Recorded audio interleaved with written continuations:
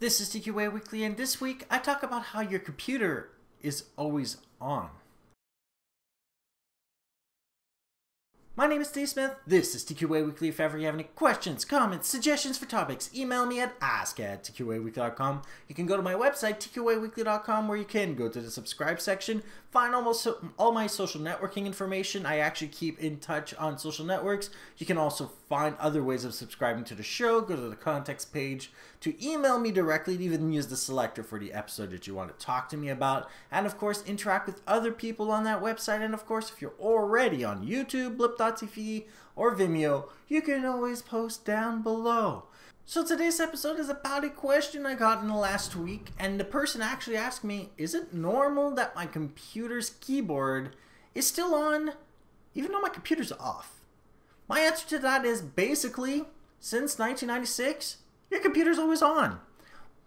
But this wasn't always true. And in fact, if you think about it, it's only been true for 19 years of the entire time that computers have been around.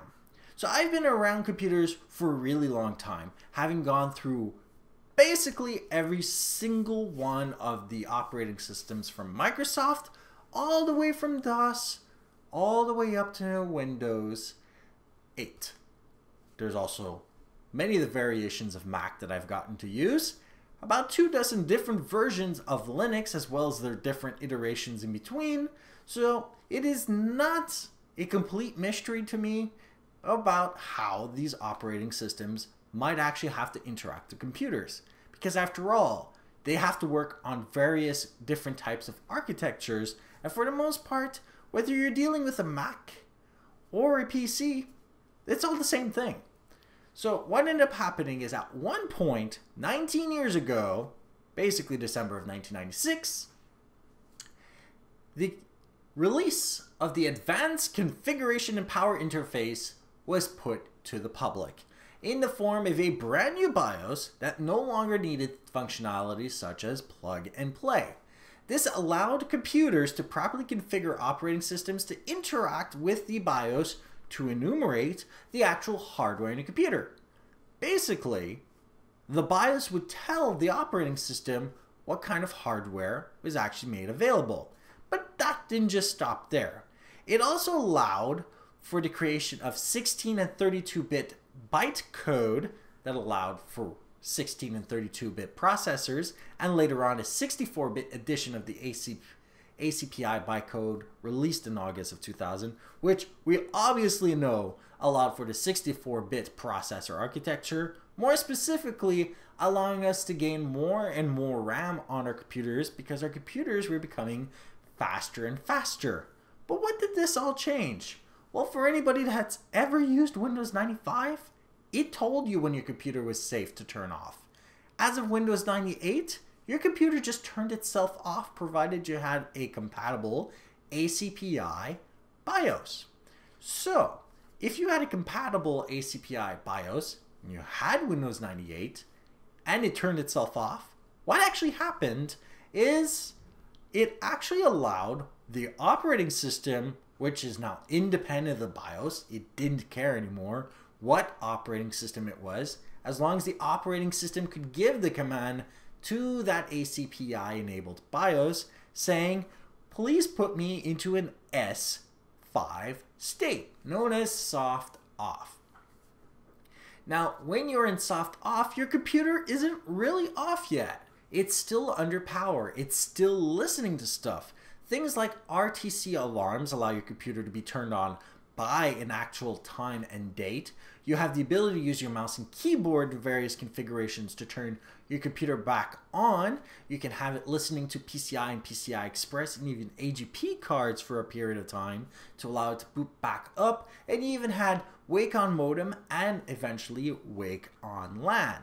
So your computer might be off, but it's actually always on unless it's mechanically off. So what this actually allowed your computer to do was to actually fall into different states such as S3 and S4, which are sleep and hibernation.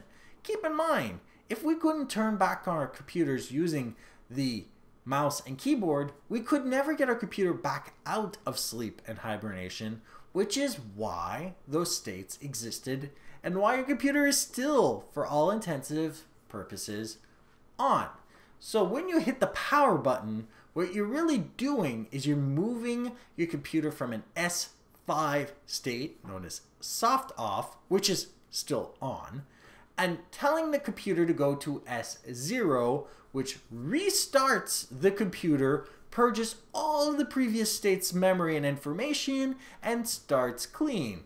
So for that person, and for any other person that's interested, the reason why your keyboard is even capable of being still on, the reason why we can now charge our phones, our tablets, our wireless mice, and everything else is related to one tiny change that changed the world. 1996 December, the public release of ACPI. The last iteration of ACPI was released actually on my birthday of 2014, and the ACPI project has been moved to the UEFI BIOS project, which means that we will be seeing a lot of different advancements when it comes to this. So for those who are worried about your keyboard and mouse still being on, don't be worried. It is completely normal. Now, there are things you can do to your BIOS that could actually maybe turn them off, but for the most part, that requires that you turn off anything that has to do with power to USB.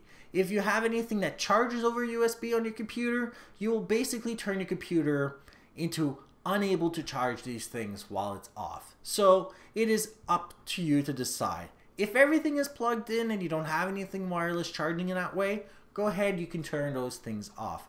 Otherwise, just leave them on and don't worry about it. And for the most part, if you have any kind of sophisticated keyboard with backlighting and whatever, and it is still on even after the computer is off, you might want to either reinstall the software that came with that keyboard and or mouse, or maybe make a complaint about it referring to the architecture of your computer's operating system so that they can actually better tell the software to turn off at least the lights on your keyboard and mouse, which for the most part will make people less worried about what has actually happened. So I have one of those backlit keyboards, and it's technically the software telling the keyboard as it's powering off just to turn off the light. The keyboard, for all intents and purposes, is still actually on. If you actually like this episode, like it, dislike it if you didn't, share with those that you think can benefit from this episode, and if you haven't already done so, subscribe to this show. Have a great day, and let's see you all back here next week. Bye-bye.